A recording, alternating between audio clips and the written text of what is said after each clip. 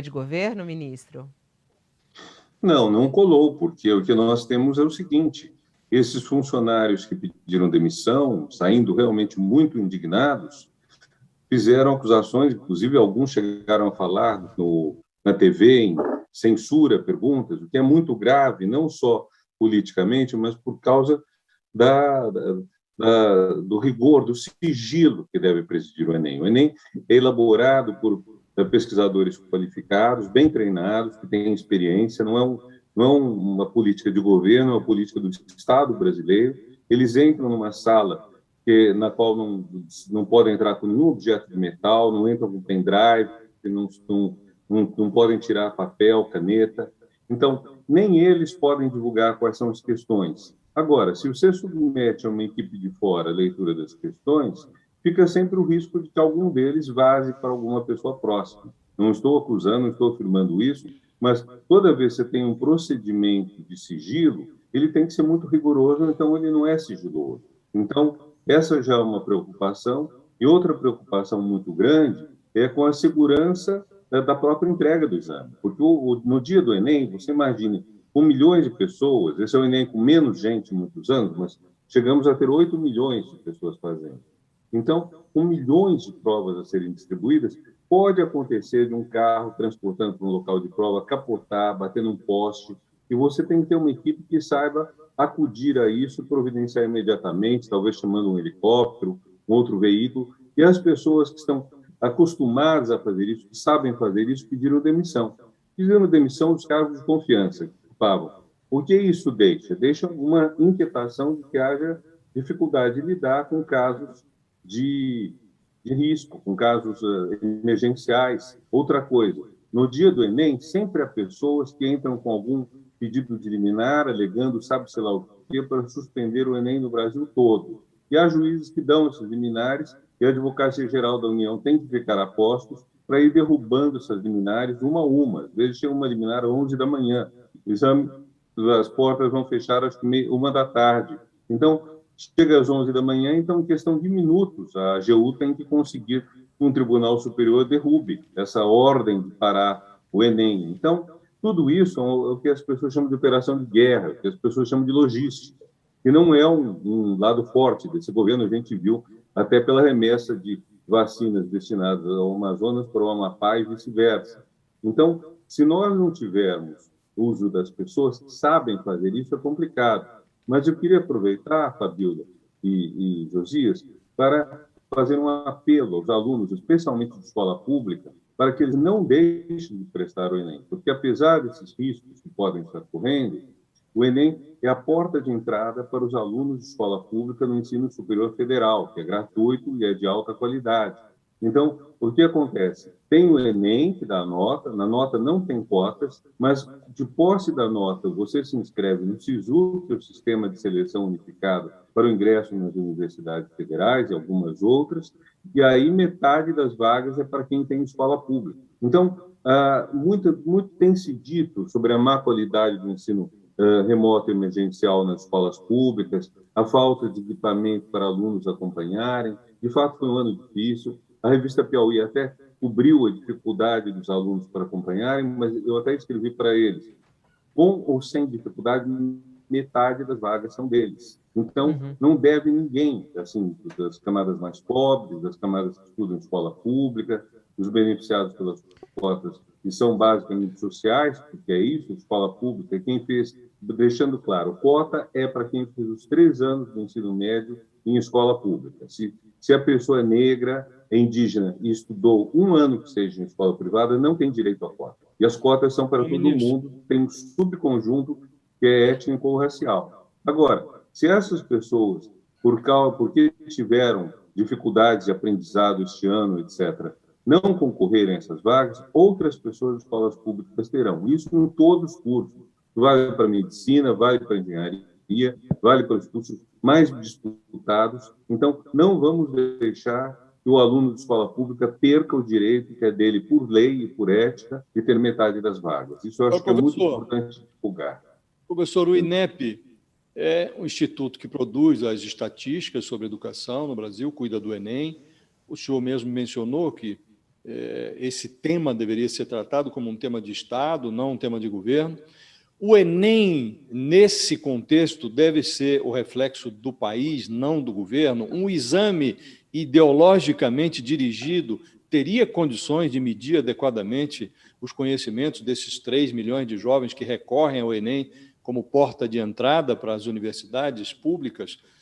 Como é que o senhor faz a leitura disso que está acontecendo no Brasil e em que medida nós podemos ter segurança de que esse exame que vai ser aplicado agora é confiável, mede adequadamente os conhecimentos desses alunos que vão se submeter a ele? Nós só vamos saber quando forem divulgadas as questões. Veja, o Enem, ao longo dos anos, com mudanças de governo Lula, governo Dilma, antes disso, governo Fernando Henrique, depois disso, governo Temer, ele deu muita importância a certas causas éticas, por exemplo, igualdade de gênero. Será que agora o Enem vai punir a igualdade de gênero? Será que ele vai colocar questões que negam a verdade? Será que vai dizer que o golpe de 64 não foi golpe, mas foi uma ação intensamente democrática? Será que essa é a ideologização do Enem que fará dele a cara do governo? E nós vemos que líderes governamentais têm dito coisas que não são verdadeiras, né, sobre várias questões, inclusive sobre a história recente brasileira.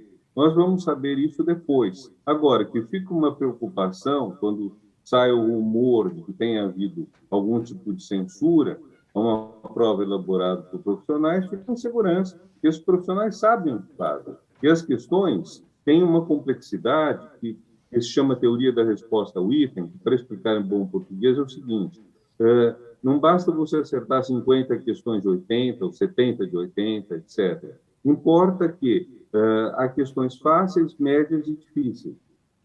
Se você acertar as difíceis e errar as médias e as fáceis, o exame detecta que você acertou por chute, e então ele não te dá a nota mais alta a respeito disso. Então, é como se o Enem dissesse: é um itinerário 2 mais 2, você acerta uma equação de segundo grau. Não tem como. Então, é um exame muito criterioso. Se você coloca alguém de fora para conferir o lado, vamos dizer, o conteúdo das questões, a pessoa pode simplesmente não entender porque essa diferença entre fácil, médio e difícil. Quer dizer, um exame que foi concebido para evitar o chute. Todos nós fizemos, vocês devem ter feito, vários exames de teste, chamadas cruzinhas, e vocês todos lembram do tempo em que se fazia chute, o chute valia, não valia, fez-se de tudo, fez-se até a coisa de descontar um ponto, descontar pelas notas, pelas respostas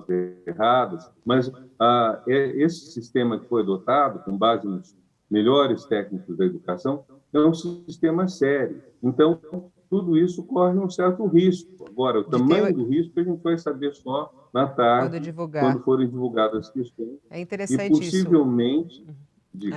Não, a professora Maria Inês, que esteve conosco, ela estava explicando justamente, né, sobre esses níveis, e ela acredita que a prova tenha tido uma censura, mas ela não acredita que questões foram inseridas, né? O que teria aí, de repente, esse conteúdo com a cara do governo, e sim retirada questões que incomodam o governo. Essa é a informação. Agora, ministro, o senhor defende, assim como essas entidades, a saída imediata do presidente do INEP, o Danilo Dupas? Ele deveria ser afastado imediatamente, na sua análise, diante dessas denúncias? Olha, as denúncias são muito sérias, indicam que o presidente do INEP se recusou a tomar medidas absolutamente necessárias para esse exame e que não assumiu responsabilidade dele. Dizem que ele não assinou documentos para não ter compromisso com a qualidade do Enem. O Enem é uma operação muito complexa. Eu lembro, quando eu estava no Ministério, eu fui ao quartel de Itaúna, em Osasco, na Grande São Paulo, onde estavam guardadas todas as provas devidamente impressas.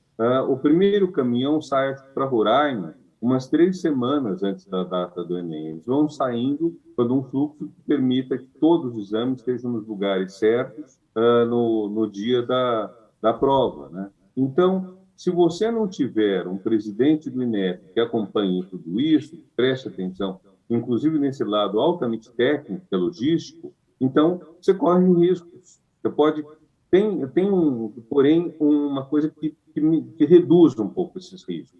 Quem tiver problemas no Enem realizado hoje, por exemplo, se as provas não chegarem em determinado lugar, há uma segunda data em que o Enem é prestado, por exemplo, para pessoas enclausuradas, pessoas que estão em cadeias, ou para pessoas que deram uma justificativa porque não puderam comparecer.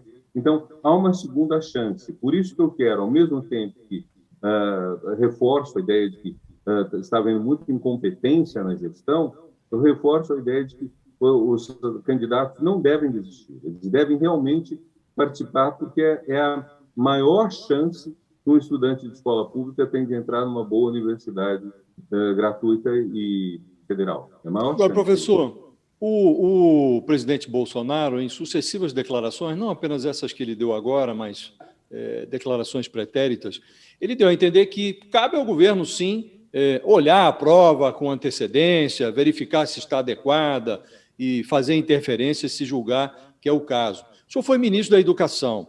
Como é que deve se portar um ministro da Educação no instante em que o Enem vai se realizar? Os funcionários que lá estão no INEP, que cuidam desta prova, desse exame, eles têm um aval para preparar a prova e esta prova segue o seu curso normal? Ou é natural que o ministro ou outras autoridades do governo tenham acesso prévio a esta prova? Não é inadequado que, mesmo sendo as mais altas autoridades da República, tenham acesso a um exame, o risco de vazamento não existe? Como é que o senhor se portou como ministro? Como devem se portar as autoridades diante desse exame? Eu confiei plenamente nos técnicos, não é mérito meu, os meus antecessores fizeram da mesma forma. A única interferência que o ministro teria, e tinha na minha época, era o seguinte: ele recebe 3 versões do tema de redação e é o ministro quem escolhe, ou era assim, o ministro escolhia. No meu caso, eu não quis tomar conhecimento das questões por uma razão muito simples. Meu filho mais velho ia prestar o Enem como treineiro. Quer dizer, não ia trazer nenhuma diferença, porque treineiro, enfim, é apenas um teste, ele não valeria nada para ingresso na faculdade. Mas eu achei que, para garantir o que os juristas gostam de chamar de rigidez, de segurança, de limpeza, de pureza do Enem, era melhor eu não saber nada. Eu lembro até que eu recebi uma carta muito bizarra, um e-mail muito bizarro de uma pessoa, de um candidato ao Enem, dizendo se eu podia dar dicas sobre a redação. Eu respondi em público no Facebook, teve um certo destaque, dizendo estude ética, muita ética. Querendo dizer, a pergunta dele não tinha nenhum sentido ético, é absurdo. Mas se o senhor quisesse, o senhor teria acesso à prova? Porque... Não, se eu quisesse, eu teria escolhido qual das 3 questões seria colocada. No meu ano foi a frase da Simone de Beauvoir: ninguém nasce mulher, torna-se mulher. Mas se eu quisesse, eu teria escolhido, mas não quis. Afora este detalhe, seria errado. Mas afora este detalhe, a gente conversou aqui com... Só um pouquinho, Josias, porque a gente conversou aqui com o Haddad antes de ontem, se não me engano. E ele disse que não tinha, como ministro, não tinha nenhum acesso, a respeito da prova, assim, nenhum questionamento, assim, me chama atenção. Então, apresentavam à senhora essas 3 opções, é isso? Era o que eu fui informado, fiquei 6 meses no Ministério, eu fui informado pelo meu secretário executivo que a praxe era essa. Talvez isso tenha acontecido depois da gestão do Haddad, porque entre Haddad e mim houve outros ministros, mas era o único ponto em que o ministro poderia atuar. Agora, é bom lembrar, a tradição da redação é ser um tema ético, é ser um tema relativo à igualdade, é ser um tema relativo à democracia, é ser um tema não político, não ideológico, mas não partidário, quer dizer, mas um tema vinculado a direitos humanos. Essa é a tradição da redação do Enem.